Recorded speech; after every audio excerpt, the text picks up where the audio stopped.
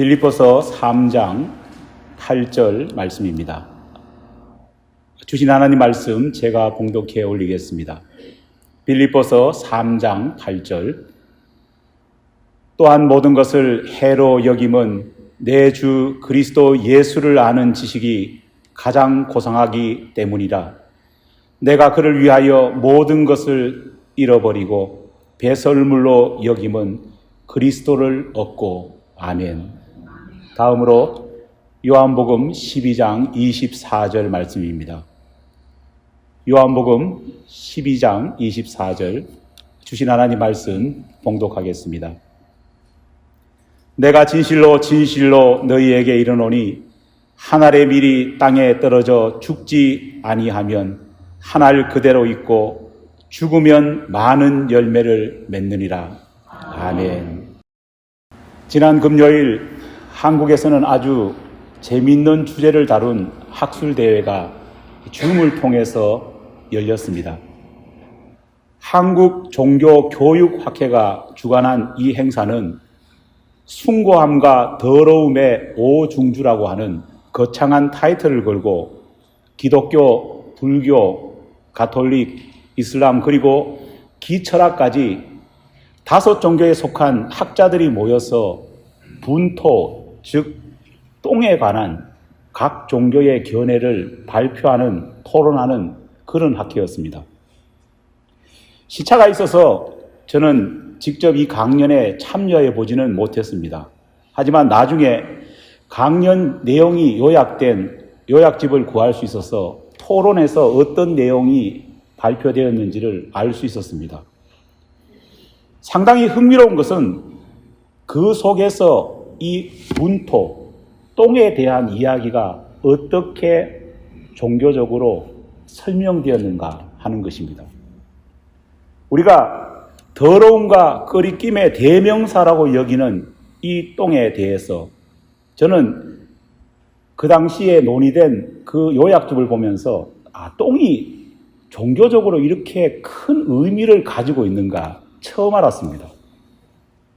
먼저 불교를 대표한 한국교원대의 박병기 교수님은요, 이 똥이야말로 불교의 순환주의적 세계관을 만드는 데 중요한 연결고리다, 그렇게 설명을 하셨습니다. 마치 원을 그리듯 생명이 끝없이 반복되고 윤회된다는 것이 바로 불교의 세계관 아닙니까? 그런 세계관 속에서 똥은 인간의 고뇌가 풀어지는 것, 그리고 동시에 새로운 생명이 잉태되는, 어떻게 보면 어머니의 자궁과 같은 그런 존재다. 이 교수님이 그렇게 말씀하셨습니다. 불교에서는 화장실을 해우소라고 그렇게 부릅니다. 근심이 해소되는 곳이 바로 화장실이라는 겁니다. 똥은 그렇게 사람들의 몸 밖에서 일어나는, 몸 안에서 또 일어나는 여러 가지 근심들을 상징하는 의미다. 교수님이 그렇게 말씀하셨습니다. 그리고 해우소, 화장실은 바로 이 근심이 배출되는 곳이다. 그렇게 설명하셨습니다. 그렇게 배출된 분토, 그렇게 배출된 이 똥은 씨앗을 품게 되고 그 씨앗을 결국은 발화시켜서 풀과 꽃을 길러내게 되고 다시금 이 식물들로 말미암아서 다양한 동물들이 그 풀들을 먹음을 통해서 또 다른 삶의 기초가 된다. 그렇게 설명하셨습니다. 그런 의미로서 불교의 순환주의적 세계관에 있어서 가장 중요한 것은 분토, 바로 똥일 수 있다. 그렇게 설명을 하시는 겁니다. 똥에 대한 이런 설명을 들으면서 저는 참 기똥찬 해석이다. 그런 생각을 했습니다. 기독교 대표로 나선 서울기독교대학 손원용 교수님께서는요, 기독교 신앙의 관점으로 봐서도 이 똥은 굉장히 중요하고 흥미로운 관점으로 해석될 수 있다 말씀하셨습니다. 이분은 그날 강연에서 뒷간신학이라고 하는 새로운 용어를 발표하셨습니다. 똥은 더러움이나 혐오가 아니라, 그런 상징이 아니라 오히려 크리스찬들이 세속주의를 극복하고 믿음으로 세상의 논리를 이길 수 있음을 상징해주는 승리의 상징이다. 그렇게 발표하셨습니다. 그는 바로 그 대표적인 예가 예수를 인격적으로 만난 후에 사도 바울이 보인 생각의 전환이 바로 그 예다. 그렇게 말씀하셨습니다. 오늘 본문 말씀을 제가 다시 한번 읽어보겠습니다. 내 주 그리스도 예수를 아는 지식이 가장 고상하기 때문에 내가 그를 위하여 모든 것을 배설물로 여기니라. 믿습니까? 예수님을 인격적으로 만난 뒤 사도 바울은 예수를 만나기 전에 금과 옥조처럼 여겨왔던 세상의 모든 지식을 배설물, 즉 똥과 같이 생각하겠다. 그렇게 고백을 합니다. 이 고백이 왜 중요한 것일까요? 도대체 바울은 예수 안에서 무엇을 깨달았기에 이런 고백을 할 수 있었던 것일까요? 사도 바울이 예수 안에서 알게 된 가장 큰 충격은 하나님께서 어떤 사람을 택하시고 어떤 사람을 그분의 자녀로 삼으시고 어떤 사람을 그분의 일꾼으로 부리시는지를 알게 되었다는 겁니다. 일반적으로 우리는 어떤 사람을 선택할 때 그 사람이 가지고 있는 실력을 봅니다. 그리고 그 사람이 가지고 있는 전문성을 높게 고려합니다. 완벽하게 어떤 결과를 만들 수 있는 힘을 가진 사람을 가장 우선적으로 우리는 고려합니다.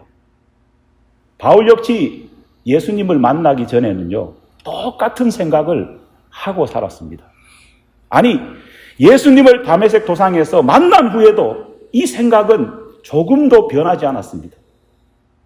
그는 하나님께서 자신을 선택하신 이유가 바로 그가 남다른 배경의 집안에서 태어났고 탁월한 학벌을 가지고 있고 그리고 지금까지 보여왔던 탁월한 추진력 때문에 하나님이 나를 택하셨구나. 그렇게 한동안 믿어왔습니다. 이렇게 생각하다 보니까요, 바울은 가는 곳마다 사람들 앞에서 자신을 소개할 때면 언제나 먼저 자신이 어떤 집안 출신인지, 얼마나 공부를 많이 했는지, 얼마나 큰 성공을 이룬 인물이었는지 이런 것들을 참 많이 자랑했습니다. 천부장에게 허락을 맡아서 군중들 앞에서 사도 바울이 자신을 소개하는 첫 마디가 여러분 무엇이었습니까? 사도행전 22장 3절로 4절 말씀을 제가 읽어보겠습니다. 나는 유대인으로 길리기아 다소에서 났고 이 성에서 자라 가말리엘의 문화에서 우리 조상들의 율법에 음한 교육을 받았고 오늘 너희 모든 사람처럼 하나님께 대하여 열심하는 자라. 내가 이 도를 핍박하여 사람을 죽이기까지 하고 남녀를 결박하고 옥에 넘겼노니 이에 대제사장과 모든 장로들이 내 증인이라. 또 내가 저희에게서 다메섹 형제들에게 가는 공문을 받아 가지고 거기 있는 자들도 결박하여 예루살렘으로 끌어다가 형벌받게 하려고 가더니. 심지어 사도행전 21장 19절을 보면은요, 바울은 자기 자신이 태어난 고향을 소읍이 아닌 길리기아 다소 성이다. 그렇게까지 구체적으로 설명을 합니다. 요즘 말로 하면 뭡니까? 나는 촌 출신이 아니라 대도시 출신이라는 것을요, 사람들에게 강조하는 겁니다. 사도 바울이 살았을 당시만 해도 바울이 태어났던 이 다소는요, 로마 제국 내에서도 정치, 경제, 학문적으로 대단히 인정받던 그런 도시였습니다. 그런 멋진 도시에서 태어나서 정말 놀랄만한 교육을 받았던 이 사도 바울의 견문과 지식이 얼마나 컸겠습니까? 게다가 이 사도 바울은 어릴 때부터 예루살렘으로 조기 유학까지 떠납니다. 그것도 당대 최고의 석학 가운데 한 사람이었던 가말리엘의 밑에서 문화생이 되어서 학문을 갈고 닦았습니다. 그는 로마 제국에 살고 있던 수많은 사람들 가운데서도 그렇게 받기 힘들다고 하는 로마 시민권까지 돈을 주고 산 것도 아니고 전쟁에 참전해서 얻은 것도 아니라 태어나면서 선천적으로 얻은 그런 특권을 가지고 있었습니다. 여러분, 당시 로마 시민권을 받는다는 것은요, 얼마나 힘든 일인지 모릅니다. 왜냐하면 황제의 추천을 받아서 원로원에서 공인을 해줘야지만이 로마의 시민권을 받을 수 있는 겁니다. 태어나면서 로마의 시민권자가 되었다는 말은 황제가 공인한 오리지널한 로마의 시민이라는 그런 뜻입니다. 바울은 로마 제국으로부터 이렇게 인정을 받았습니다. 더군다나 자기 자신의 조국인 이스라엘의 지도자에게조차 그는 실력과 능력을 인정받고 있었습니다. 당시 이스라엘의 최고 의결기관이었던 사내들인 공회는 바로 이 바울에게 종교 지도자들이 시킬 수 있는 가장 은밀하고 가장 귀한 일을 그에게 맡겼습니다. 그래서 그 맡긴 일이 종교 지도자들이 그렇게 시도하는 이단과도 같이 여기는 예수와 예수를 믿는 사람을 잡아 죽이려 갔던 것입니다. 만약에 바울이 이력서를 썼다면요, 아마 그의 화려한 경력과 이력 때문에 이력서에 빈칸이 아마 모자랐을 겁니다. 사역 초기만 해도 사도 바울은 이러한 자신의 화려한 이력을 100분 활용했습니다.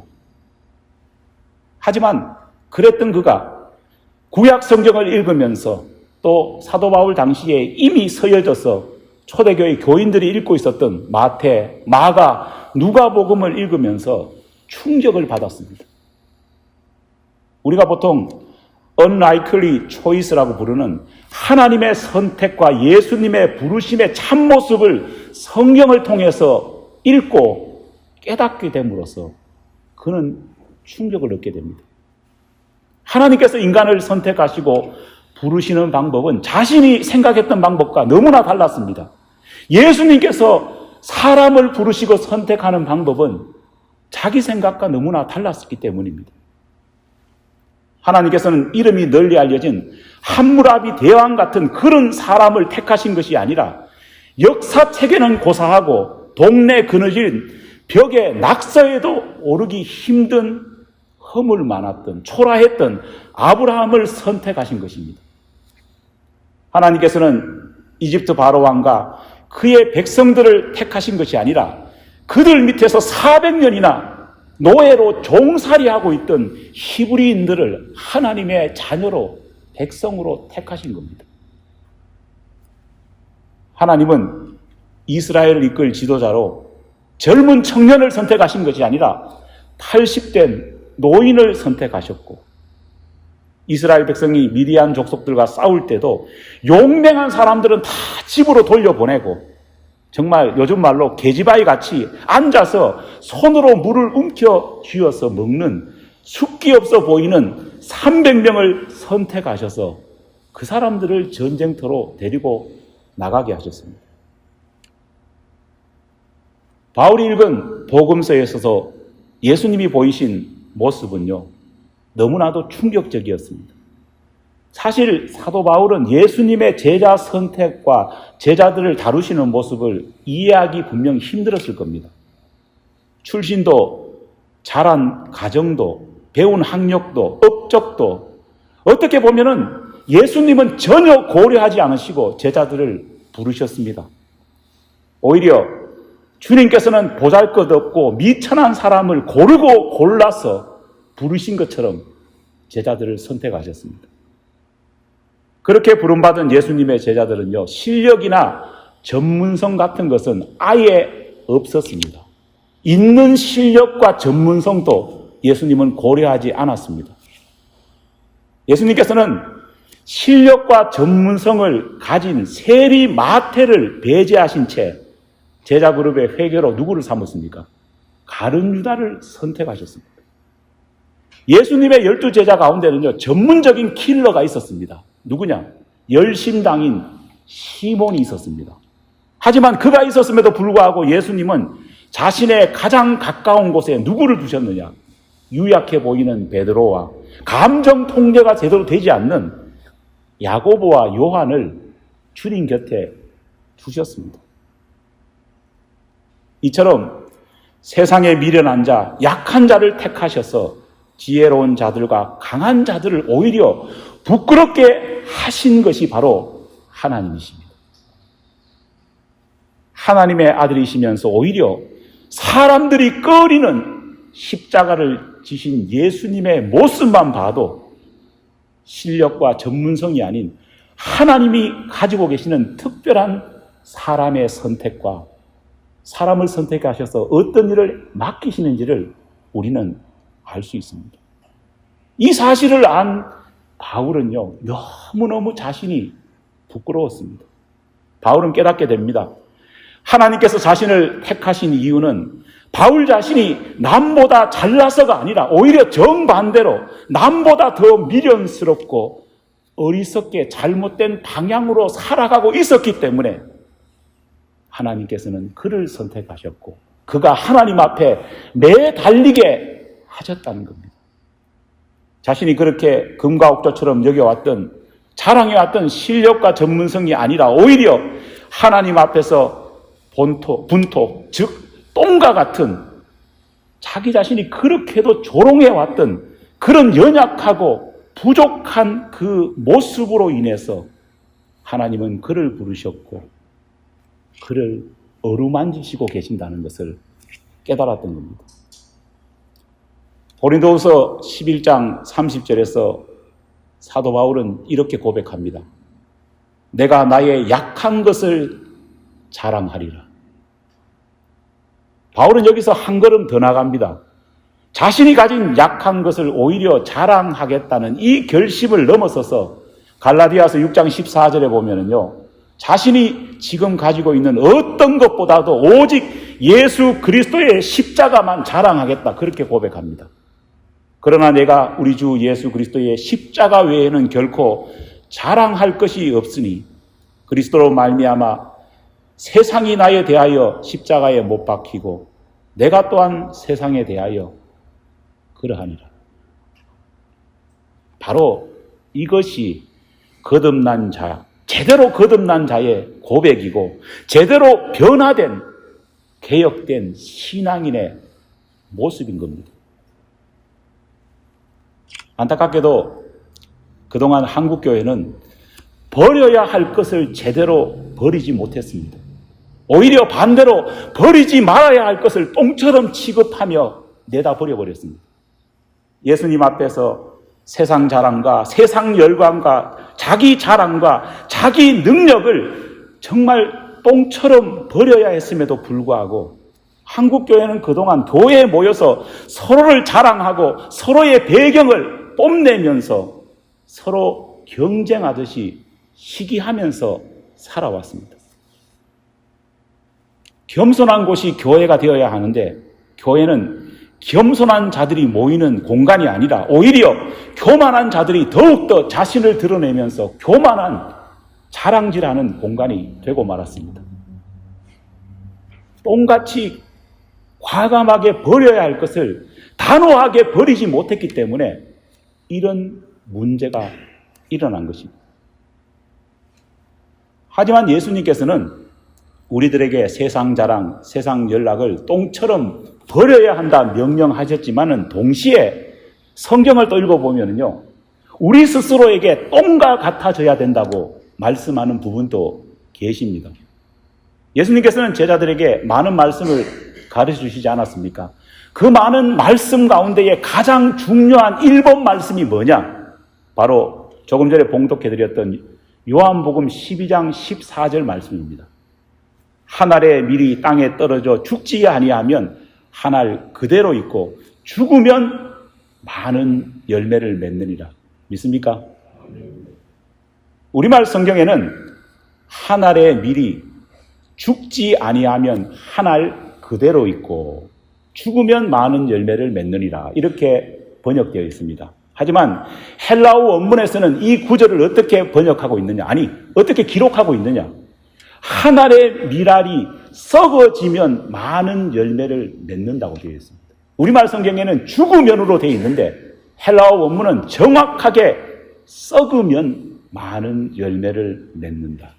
죽는 것이 아니라 썩어라, 그렇게 말하고 있습니다. 어린 시절 저희 집 주변에는 농가밭이 많았습니다. 아마 여러분들 어렸을 때 집 주변에도 농가밭이 있었을 겁니다.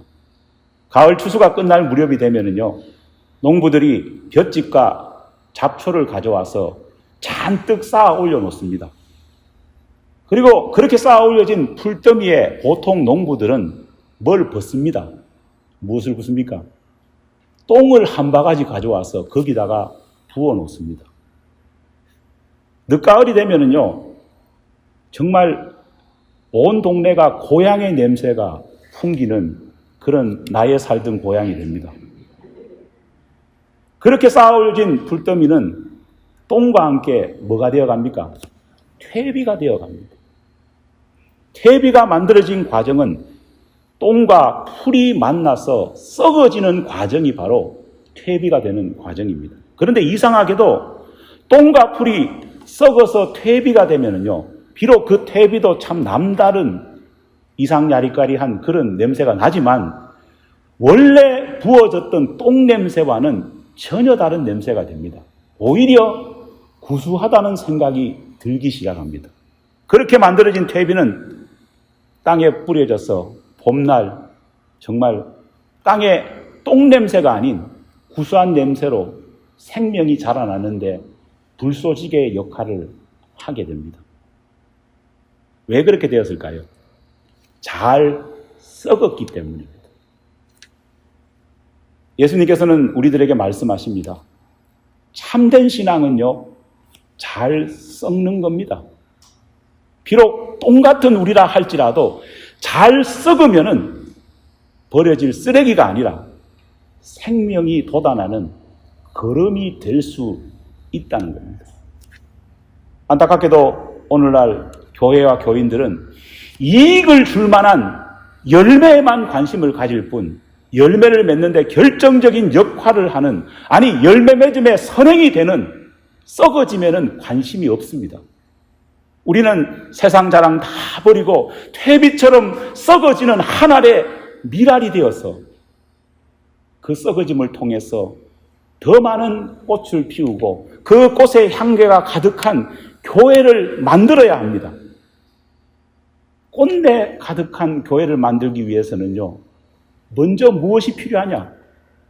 섬김과 희생이라고 하는 썩어짐이 밑바탕이 되지 않는다면요, 있을 수 없다는 겁니다. 분토 같은 우리가 썩어질 때 생명이 잉태되는 좋은 퇴비가 될 수 있습니다. 먼저 썩지 않고 분토 그대로 남는다면은, 아니 그냥 여기서 분토만 내지른다면은 아마 교회는 똥냄새가 진동하는 교회, 그래서 세상 사람들이 꺼리고 피하는 교회가 될 수밖에는 없습니다. 오늘은 우리가 잘 아는 대로 종교개혁 기념주일입니다. 종교개혁의 후예로서 우리는 늘 기억해야 합니다. 분토가 아니라 분토가 썩어져서 거름이 되는 교회, 거름이 된 성도가 되어야 합니다.